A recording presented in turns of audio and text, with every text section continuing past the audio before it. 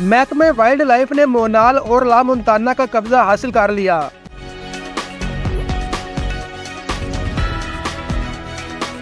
Islamabad wild life management board ने supreme court के फैसले की रोशनी में मोनाल और ला मोंताना रेस्टोरेंट का कब्जा हासिल कर लिया।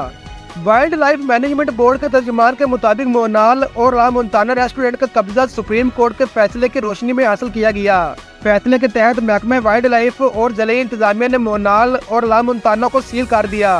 तर्जुमान वाइल्ड लाइफ के मुताबिक CDA और जलीय इंतजामिया की मुशावरत से दोनों रेस्टोरेंट से मुतल्लक लाया अमल तय किया जाएगा।